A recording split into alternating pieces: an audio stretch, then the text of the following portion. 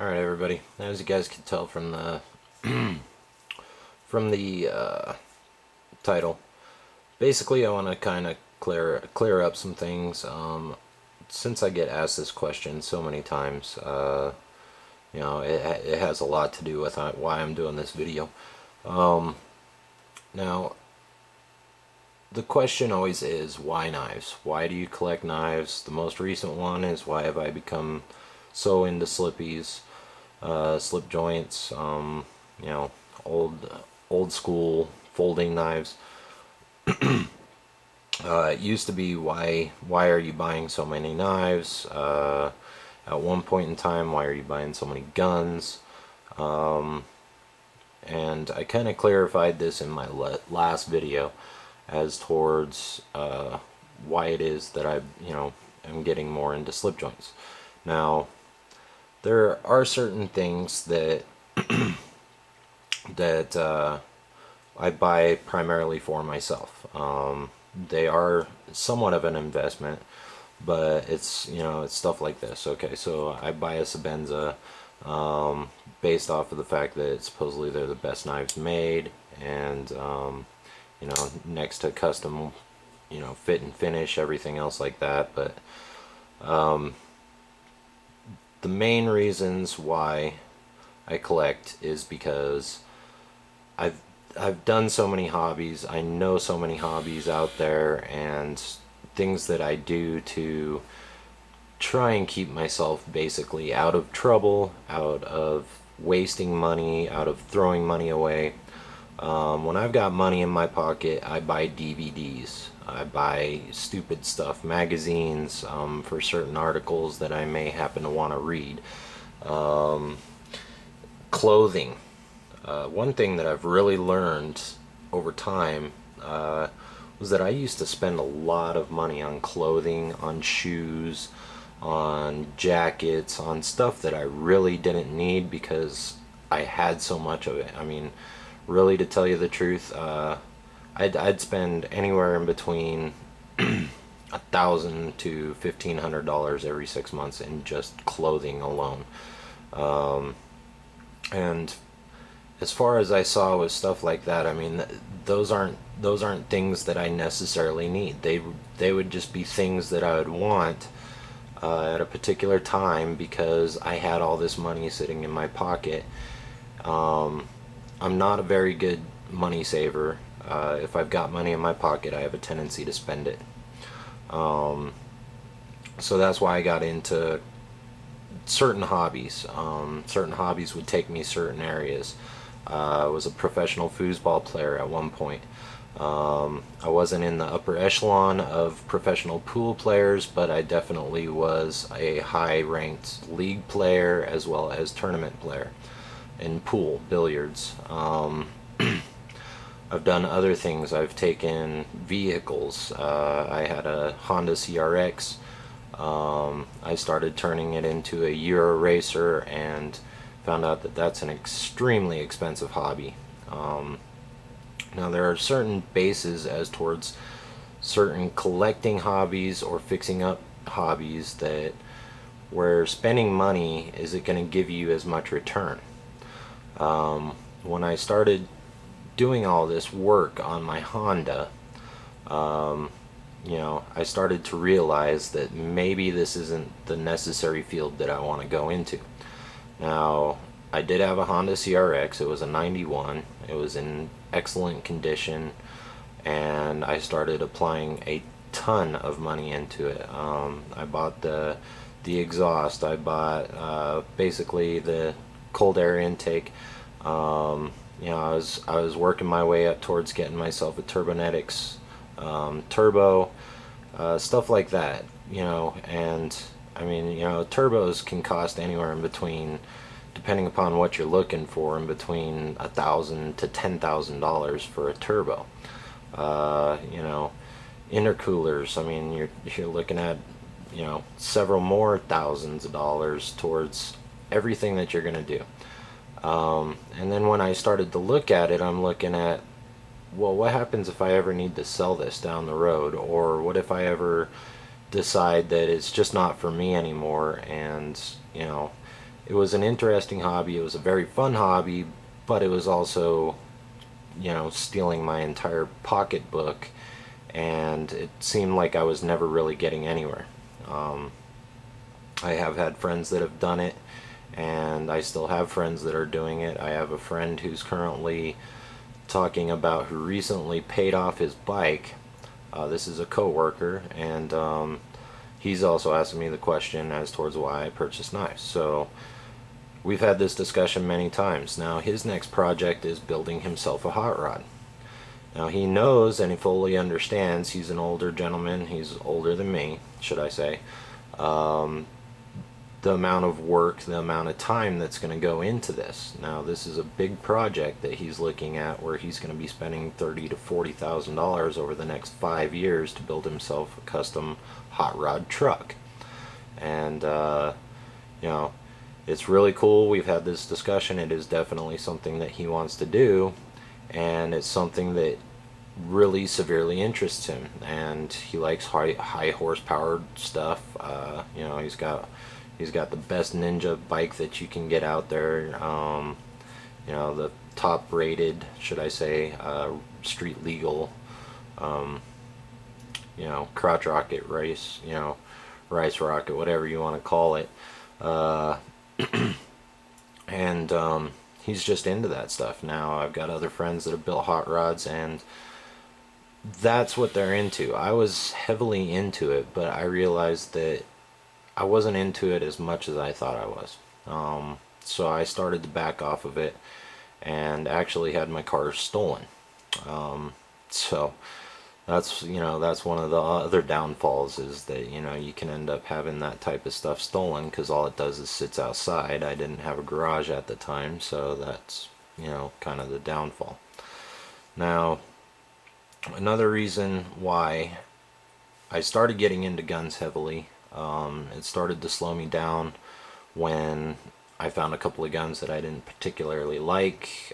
They just weren't for me, and trying to resell a gun is so hard to do. I mean, it is so ridiculously hard to sell a gun, even as somebody that, you know,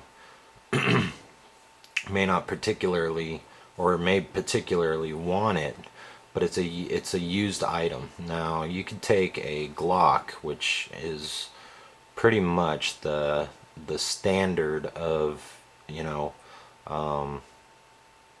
guns that you can fix easily, that you can repair easily, that you can modify easily at very low costs, but it is also the most time-tested gun, handgun out there, as far as you could take, you know, I mean, it's been proven, it's shot well over 1 million rounds through the thing, and, you know, it still is going strong. I mean, it's, you know, one of the best built guns out there. Others would say the 1911, others would say M&Ps, you know, it's all just on preference. But I could sit there and I could walk up to somebody right now and I could show them my custom Kimber. Now, this is, minus all the modifications that I've done to it, is roughly a $900 gun. Now, it's used. So, considering minus all the mods that I've done to it, I'd be very, very lucky to get 600 bucks for it. Very, very lucky. Even though, you know, I've got custom made grips for it, and I've done a lot of custom work to it myself, I'd be very, very lucky to sell it for that much. You know, a lot of things have a lot to do with stuff. This is, you know, one of Kimber's earlier models, and, you know, something like that somebody doesn't particularly care about. You know, I've got an Ed Brown custom backstrap. I've got the extended magwell for easier mag. You know, all of this stuff, you are looking at actually losing money on your investment. Same goes with a lot of things. I mean, Chris Reeve. Now, you're going to be looking at holding your value a lot better on an item like this. You take Spyderco, the Spyderco Paramilitary 2. You're going to be making, or not making, but you're going to pretty much save your bank on your purchase.